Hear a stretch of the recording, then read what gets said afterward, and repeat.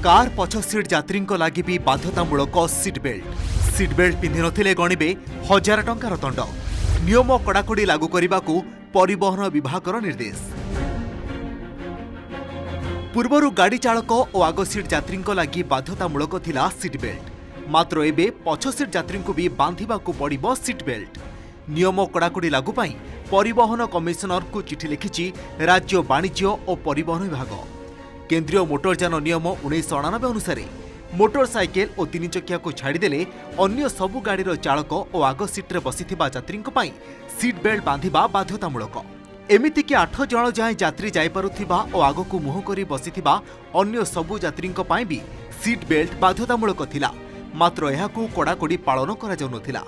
मात्र एबेठारू कार गुड़िकरे सबु यात्री सीट बेल्ट पिंधिबाकू बाध्य हेबे। सीट्रे पड़ुथिबा सीट कभर, सीट बेल्टर लॉकिंग और अनलॉकिंग रे जेमिति प्रतिबंधक न साजिब फिटनेस जांच बेले ता सुनिश्चित करने चिठी कहा जायछि।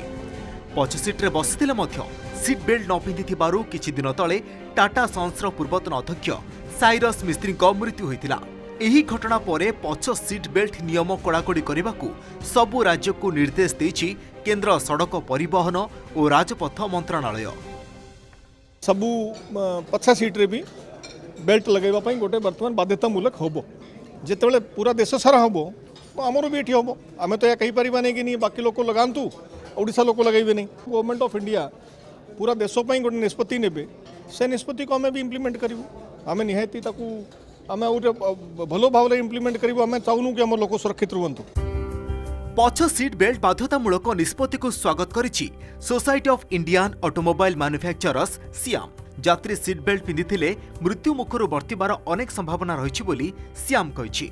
तेबे सड़क सुरक्षा विशेषज्ञों मत अनुଯାयी केवल फाइन आदाय पाई बाट खोजुछंती राज्य सरकार। पछ सीट बेल्ट बाध्यतामूलक करबा पूर्व सरकार प्रथमे एहार फायदा नहीं लोकों को सचेतन करांतु, परे नियम लागू करिवे। जब तेज़ी से गाड़ी चलती है और किसी एक्सीडेंट में भिड़ती है, अगर हमने सीट बेल्ट नहीं पहनी है तो हमें सामने की तरफ फेंकता है और उसी में मृत्यु होती है आदमी की चोट लगने से। इसीलिए अगर सीट बेल्ट पहनेंगे तो बड़े से बड़े एक्सीडेंट में भी बहुत ज़्यादा संभावना होती है कि आपको चोट लगेगी, बट मामूली चोट लगेगी और आपकी ज़िंदगी बच जाएगी। तो राज्य सरकार सबुबले चेष्टा करुछंती केवल फाइन आदाय करिवे। आग लोक मान को कनसियस करंतु जे पछरे सीट बेल्ट न लगेले कौन हबा अवस्था, तापर जाइकरी फाइन आदाय करिवे। सचेतन न करी प्रत्येक दिन सर्कुलर करी खाली मीडिया को दवा छड़ा किछि कार्यक्रम नहीं। तेणे प्रति कारे सर्वनिम्न 6टी एयरबैग नियम को वर्षे घुंचाई केंद्र सरकार। आसंता मास पहिला परिवर्ते 2023 अक्टोबर 1 तारिखरू एही नियम बाध्यतामूलक हेबो बोली केंद्र सड़क परिवहन मंत्री नितिन गडकरी ट्वीट करी कहिसंती।